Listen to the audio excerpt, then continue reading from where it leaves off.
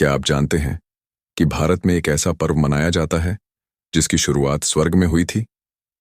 एक ऐसा पर्व जहां अमृत की कुछ बूंदें गिरी थीं, जहां देवताओं और असुरों के बीच अमृत को लेकर भीषण युद्ध हुआ था, और जहां आज भी हर 12 साल में करोड़ों लोग इकट्ठा होते हैं, मानो वे अमृत की एक झलक पाने आए हों।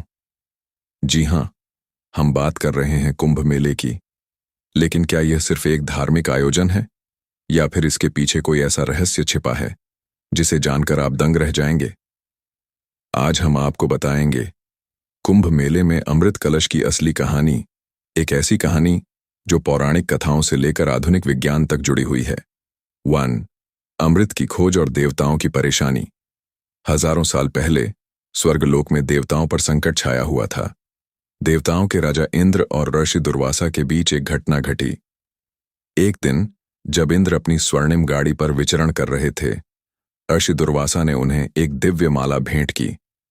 लेकिन अहंकारी इंद्र ने वह माला अपने ऐरावत हाथी की सूंड पर डाल दी। ऋषि दुर्वासा को यह अपमान सहन नहीं हुआ और उन्होंने इंद्र को शाप दे दिया, हे इंद्र, तुम्हारा वैभव और शक्ति नष्ट हो जाएगी, देवता अब दुर्बल हो जाएंगे। शाप के कारण देवता कमजोर हो गए और असुरों, राक्षसों ने उन पर आक्रमण कर दिया। स्वर्गलोक पर असुरों का अधिकार हो गया। 2. समुद्र मंथन और अमृत का जन्म। अब देवता सीधा भगवान विष्णु के पास पहुंचे और उनसे इस संकट से उबरने का उपाय पूछा।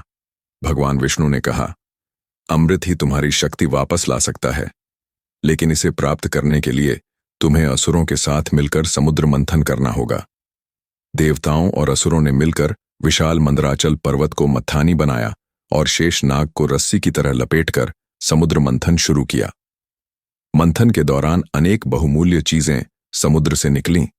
कामधेनु गाय, जो हर इच्छा पूरी कर सकती थी, कल्पवृक्ष, जो इच्छाओं को पूरा करता था, वरुण का शंख चंद्रमा, जिसे भगवान शिव ने अपने मस्तक पर धारण किया, लक्ष्मी माता, जिन्होंने भगवान विष्णु को पति रूप में चुना, लेकिन इसके साथ ही निकला कालकूट विष, जिसे भगवान शिव ने अपने कंठ में धारण कर लिया और वे नीलकंठ कहलाए। 3. अमृत कलश का रहस्य और युद्ध का आरंभ। आखिरकार जब समुद्र मंथन अपने चरम पर था, तब उसमें से अमृत से भरा एक दिव्य कलश निकला। यह कलश भगवान धन्वंतरी के हाथों में था, लेकिन जैसे ही असुरों ने इसे देखा, वे उस पर झपट पड़े।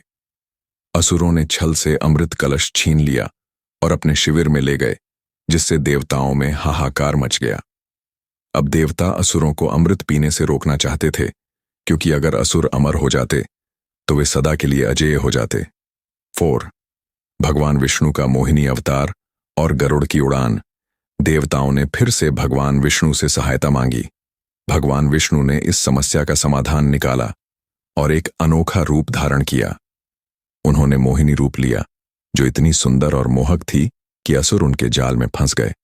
मोहिनी ने कहा, मैं अमृत को उचित तरीके से बांटूंगी, लेकिन शर्त यह है कि कोई भी हस्तक्षेप नहीं करेगा। असुर मोहिनी के सौंदर्य से मोहित हो गए और उन्होंने सहमति दे दी। इसी दौरान जब मोहिनी देवताओं को अमृत पिला रही थी, तभी असुर राहु ने ब्राह्मण का रूप धारण करके अमृत पी लिया। लेकिन सूर्य और चंद्रमा ने राहु को पहचान लिया और भगवान विष्णु ने तुरंत सुदर्शन चक्र से उसका सिर काट दिया। राहु का सिर अमर हो गया और तभी से वह सूर्य और चंद्रमा से बदला लेने के लिए ग्रहण लगाने लगा। 5.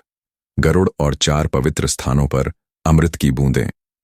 जब युद्ध बढ़ने लगा तो भगवान विष्णु ने गरुड़ को आदेश दिया कि वह अमृत कलश को स्वर्ग ले जाए। गरुड़, जो भगवान विष्णु का वाहन था, अमृत कलश लेकर आकाश में उड़ चला। लेकिन जब वह उड़ रहा था, तब रास्ते में 4 स्थानों पर अमृत की बूंदें गिर गईं। हरिद्वार, गंगा नदी, प्रयागराज, गंगा यमुना सरस्वती संगम, उज्जैन, शिप्रा नदी, नासिक, गोदावरी नदी। इन्हीं 4 स्थानों पर हर 12 साल में कुंभ मेला मनाया जाता है। 6. कुंभ मेले की महिमा और रहस्य। नैरेटर, ऐसा माना जाता है कि जब कुंभ मेला लगता है, तब ग्रहों की विशेष स्थिति के कारण इन नदियों का जल अमृत तुल्य हो जाता है। कुंभ में स्नान करने से पापों का नाश होता है। साधु संतों के प्रवचन जीवन बदल सकते हैं। कुंभ मेला आध्यात्मिक ऊर्जा का केंद्र बन जाता है। रहस्य, प्रेरणा और समापन। तो दोस्तों, क्या कुंभ मेला सिर्फ एक धार्मिक आयोजन है या फिर यह अमृतत्व से जुड़ी एक पवित्र? आपका क्या मानना है? कमेंट में बताइए। अगर आपको यह कहानी रोचक लगी तो वीडियो को लाइक और शेयर जरूर करें।